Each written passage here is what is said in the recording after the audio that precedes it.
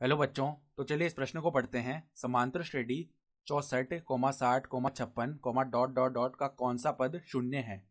तो यहाँ पर देखो, हमें बताना है कि ये जो समांतर श्रेणी है इसका कौन सा पद शून्य है। तो प्रश्न में आगे बढ़ने से पहले इस प्रश्न से संबंधित जो मुख्य अवधारणा है उसकी हम चर्चा कर लेते हैं। देखो, मुख्य अवधारणा समांतर श्रेणी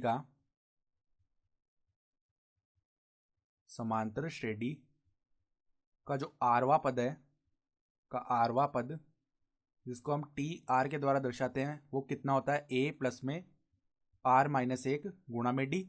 जहां पर देखो, ए क्या है, समांतर श्रेणी का प्रथम पद होता है, और डी क्या है, समांतर श्रेणी का सार्वंतर, और आर क्या है, जो पदों की संख्या है। ठीक है। तो यहां पर देखो, हमें क्या बोला है, हमें बताना है कि जीरो कौन सा पद है, यानी कि हमें आर का मान निकालना है यहां से। तो सबसे पहले देखो, समांतर श्रेणी क्या है, यहां यहां समांतर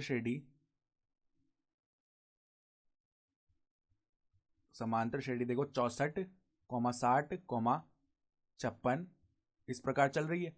तो इसके लिए अगर प्रथम पद लिखें, प्रथम पद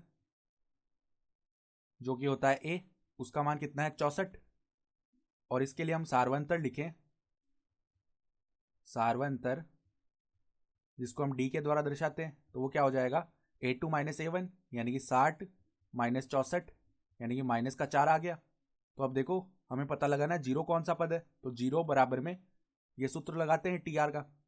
तो 64 प्लस में R - 1 गुणा में डी का मान कितना है, माइनस का 4।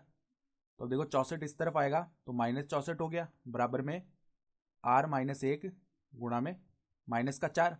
तो देखो, -4 से भाग देंगे हम पूरे दोनों तरफ समीकरण के, तो यहां पर तो आ जाएगा कितना, यहां पर आ जाएगा 16, और यहां पर आ जाएगा R - 1, यानी कि R का मान कितना आ गया, 16 प्लस में 1 अर्थात 17 आ गया। अतः हम कह सकते हैं, अतः अतः समांतर श्रेणी का अतः समांतर श्रेणी का 17वां पद शून्य होगा।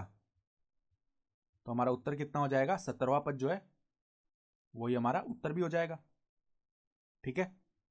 तो आशा करता हूं कि आपको यह प्रश्न समझ में आया होगा। धन्यवाद।